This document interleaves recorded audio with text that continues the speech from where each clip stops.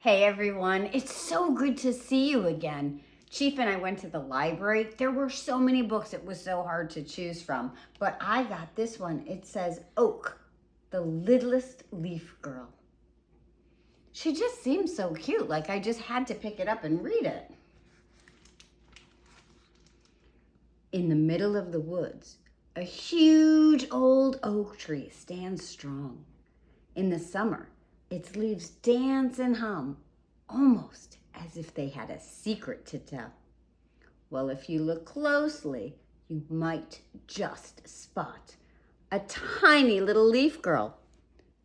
Her name is Oak. Oak is the littlest leaf girl on the tree.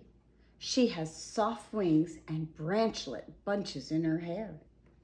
And even though she is the smallest, she laughs the loudest and grins the widest. And everywhere she looks, she sees fun. Every day, Oak plays with her family and her friend Squirrel until the sun goes down. She drinks sweet dew from petal cups in the morning light. And she has toadstool tea parties with the bumbling bugs. I want to have a toadstool tea party. One day, when the breeze began its daily song, there came a strange chill. Oak shivered. It felt colder, and the wind nipped at her toes. Times are changing. The slow season is almost here, Mama Oak said with a sigh. Soon it will be time to leave the tree, said Papa Oak. As night fell, Oak tried to sleep, but she had never left the tree before, and her thoughts wouldn't let her rest. I'm not ready to leave the tree I call home. I'm afraid of what's next out in the wild unknown. Some moons later, when the morning was frosty and the branches of the large oak tree were almost bare, the time had come for Oak's family to go. I don't want to leave the tree, Oak said. All leaves must nestle into their winter acorn homes, said her mother, hugging her. And then we can come back next spring, fresh and green. Spring? That seemed so far away. Oak had noticed that her friends hadn't been around as much. Animals had burrowed into beds of leaves. Insects had curled up inside their cozy cocoons.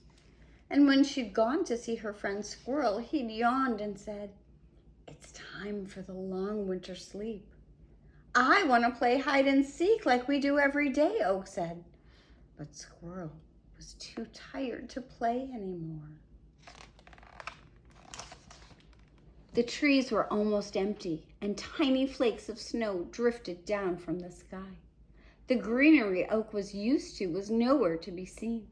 Still, Oak stood strong. I will not leave the tree.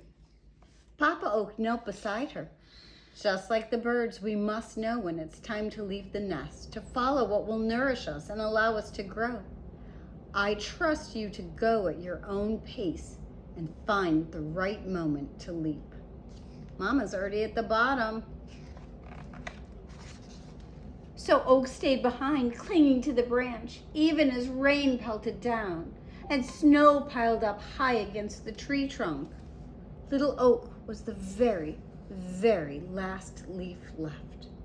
Still, she stood strong. I will not leave the tree. But the forest was quiet, empty, and cold. No insects to play with, no toadstool tea party. The wind whipped around her and her heart thrummed in her chest. She was lonely. She looked so sad. Far down below, Oak could see the glowing acorn house on the forest floor. She knew then that it wasn't the branches, the sun, or the trees that had filled her days with happiness. It was her family. So she closed her eyes, took a deep breath, and Look at this. Wow. Floated gently down from here, all the way down. I'm ready to leave the tree I've called home to step into what's next, the exciting unknown.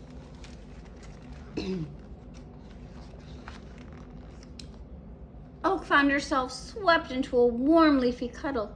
Her parents held onto her tightly, and her heart and her toes quickly warmed up. "Why is change so hard?" she whispered. "Because we don't always know what change will bring," said Mama Oak. "And sometimes that means being brave. But it means new adventures too, even better ones." In the middle of the woods, a huge old oak tree stands strong. In the spring, its leaves burst into life, almost as if they have secrets to tell. And if you look closely at his branches or down at the forest floor, you might just find a happy little leaf girl. Preparing for new adventures. That is so sweet. She made it through the whole winter and on to new adventures. Have a great day, everyone. I hope you like this book as much as I did. Bye.